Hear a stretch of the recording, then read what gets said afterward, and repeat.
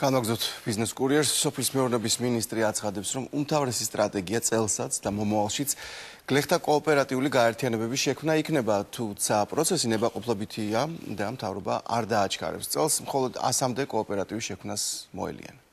ჩვენი გლეხების, ფერმერების, მიწათმფლობელების, მეზაკუთრეების აბსოლუტურ უმრავლესობა არის მცირე.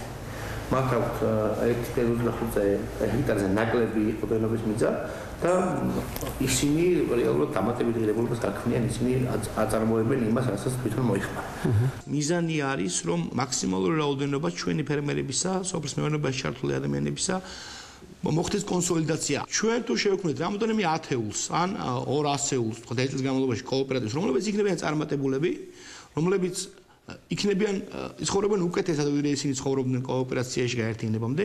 მე ნამდვილად მაქვს იმედი ქართველი გლეხის პრაგმატული აზროვნებისა, იმისა, რომ ის დაინახავს, რომ მისი მეზობელი, რომელიც გახდა კოოპერატივის წევრი, დღეს არის უფრო მეტი შემოსავალი აქვს, უფრო კარგად ცხოვრობს, ასე ვთქვათ, ის აუცილებლად მიბაძავს კარგ მაგალითს. რაც შეეხება აგროტექნიკას, ცნობილი მოვლენების გამო ამ პროკურატურა ჩაერია ამ პროგრამაში, შეფერხდა თუ არა ეს პროგრამა, როგორი ამ დროისთვის ტექნიკური აღჭურვილობის ბაზა აგროსექტორში? ეს არის კერძო საქმე, კერძო სექტორი გაცილებით უფრო კარგი და სწორი ოპერატორია ასეთი ტიპის ბიზნესის და გაცილებით უკეთესი მენეჯერია და სახელმწიფო როლში. შესყიდვის პროგრამა აღარ გაგრძელდება. არა, თავისთავად ჩვენ შარშანას განვაცხადეთ, რომ ის იყო ფაქტურად უკანასკნელი ასეთი მნიშვნელოვანი შესყიდვა. ჩვენ ახლა შეიძლება რაღაც გარკვეული კომპლექტაცია მოვახდინოთ, მინიმალური, მაგრამ რა თქმა უნდა დიდი რაოდენობით ტექნიკის შესყიდვა ჩვენ არ ვაპირებთ, რადგანაც როგორც მოგახსენეთ, ჩვენ ვაპირებთ ამ ტექნიკის განსხვავებას. დღესდღეობით ქვეყანაში, ესე იგი, შპს მექანატორს რომელიც არის ყველაზე მსხვილი პროვაიდერი მომწოდებელი ამ სერვისზე, ყავს დაახლოებით 1100 ერთეული ტრაქტორი, დაახლოებით ერთი ამდენი ცოტა მეტი გამართული ერთეული ტექნიკა არის კერძო სექტორში. რაც შეეხება საჭიროებას, თავისთავად საჭიროება უფრო მეტია ქვეყნისთვის, დაახლოებით 5000-დან 6000-მდე ერთეული არის საჭირო. მთავრობა აპირებს თქვენი პირადი ფინანსური ინფორმაცია ყველა სახელმწიფო უწყებისთვის ხელმისაწვდომი გახადოს.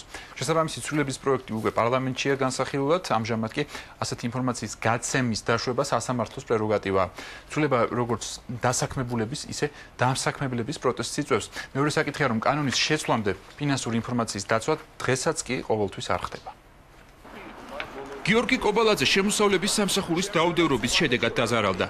ამბობს, რომ უწყება მისი ნებართვის გარეშე წლიური შემოსავლების და დაკისრებული გადასახადების შესახებ ინფორმაცია ყველა იმ პირს გადასცა, ვისთანაც გასული წლის განმავლობაში საქმიანი ურთიერთობა ჰქონდა. ინფორმაცია ამ პირებს პირდაპირ ტელეფონით მიაწოდეს და სთხოვეს გიორგისთვის შეეხსენებინათ დროულად გადაეხადა გადასახადები. ადამიანის ფუნდამენტური უფლება, რაც გულისხმობს მისი პირადი ინფორმაციის ხელშეუხებლობაზე დაცულობის მაღალ ხარისხს, და ეს ჩემი უფლება დაირღვა სახელმწიფოს მხრიდან, როდესაც ჩემი შემოსავლის შესახებ ინფორმაციის გადაცემა მოხდა მესამე პირებზე უპრობლემოდ. მოკლედ იმ წელიწადს, ვინც მე დამიქირავა და ვინც ფული გადამიხადა კონკრეტული სამუშაო შესრულებაში, მიუხედავად იმისა, რომ ორ შემთხვევაში ეს არ აღემატებოდა 40000 ლარს მათ მიერ ჩარიცხული თანხა, მაინც გახდა მათთვის ჩემი შემოსავლის შესახებ ინფორმაცია ცნობილი. გადასახადების გადამხდელთა კავშირში განმარტავენ, რომ გიორგის შემთხვევა სამთავრობო უწყების უხეში გადაცდომა იყო და რომ შემოსავლების შესახებ კონფიდენციალური ინფორმაციის გადაცემა არათუ სხვადასხვა დამსაქმებლებზე და პარტნიორებზე, ოჯახის წევრებზეც კი არ შეიძლებოდა. კაცად არის განსაზღვრული იმ უწყებათა სია, რომელსაც შეუძლია მიიღოს გადასახადის გადახდვის შესახებ საგადასახადო საიდუმლოების შემცველი ინფორმაცია.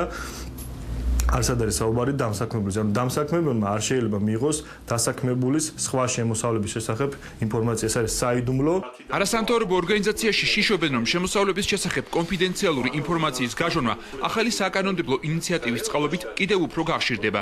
რადგან ცვლილების თანახმად ასეთი ინფორმაცია ხელმისაწვდომი ხდება ყველა სამთავრობო უწყებისთვის, მათ შორის სპორტის სამინისტროსა და სურსათის უნებლობის სამსახურისთვისაც კი. ინიციატივა მთავრობის ხდომაზეც კი მწვავე განხილვის საგანი გახდა. კანონის შეცვალა თუ რა ხდება? სამთავრობო დაწესებულებების ნაწილს აქვს წვდომა ინფორმაციაზე, ნაწილს არა აქვს და არა, ვისაც სჭირდება იმ ინფორმაცია მიეწოდეთ, მაგრამ ხო სჭირდება კანონში უნდა ამას არა, მე ვნახე გუშინ სიუჟეტები, რაღაც გაუგებარი იყო. ჯერ წინასწარ გაიარეთ ერთმანეთს, უწყებებს შეუთანხმეთ და მე გააკეთეთ ინიციირება კანონპროექტების. ვისაც არ ეზარება კანონპროექტის ცვლილებებს აკეთებს. ინიციატივის ავტორი ფინანსთა სამინისტროა და ის პრემიერის ხელმოწერით უკვე პარლამენტშია გადაგზავნილი. გადასახადების გადამხდელთა კავშირში განმარტავენ, რომ დევნილთა სამინისტროს ყოველგვარი საკანონმდებლო ცვლილებების გარეშე შეეძლო იძულებით გადაადგილებულ პირებზე ინფორმაციის მოპოვება ინდივიდუალური თანხმობის საფუძველზე. უკიდურეს შემთხვევაში კი ინფორმაციაზე დაშვება მხოლოდ ამ ერთ უწყებას უნდა ჰქონოდა. დღეს მთავრობას ისედაც აქვს საშუალება, რომ დევნილების შესახებ მიიღოს, დევნილების შემოსავლების შესახებ მიიღოს ინფორმაცია, თუ თავად დევნილები ამაზე თანხმობას განაცხადებენ. და თუ ამ კანონის გატანის შემდეგ ყველა სამინისტროს და მთელ მთავრობას ექნება უფლება ნებისმიერ გადასახადის გადამხდელზე მოიპოვოს ინფორმაცია, იზრდება იმის რისკი, რომ ამ ინფორმაციას ვიღაცა ბოროტად გამოიყენებს. გიორგიმ ფინანსთა სამინისტროს ერთი თვის წინ სპეციალური განცხადებითაც მიმართა, რათა გარკვეულიყო თუ ვისი დაუდევრობით და რატომ მოხდა კონფიდენციალური ინფორმაციის გაჟონვა. პასუხი ჯერაც არ მიუღია. დღეს ეს იყო ბიზნეს კურიერი ამ კვირაში ამით ასრულებს თუნოთვის მუშაობას მომავალ შაბათამდე გემშვიდობებით. მანამდე კი არ დაივიწყოთ გვეწვიეთ Facebook-ზე, ჩვენს გვერდზე გაგვიზიარეთ თქვენი აზრი ნებისმიერ თემაზე. ეს ჩვენთვის მნიშვნელოვანია. ნახვამდის.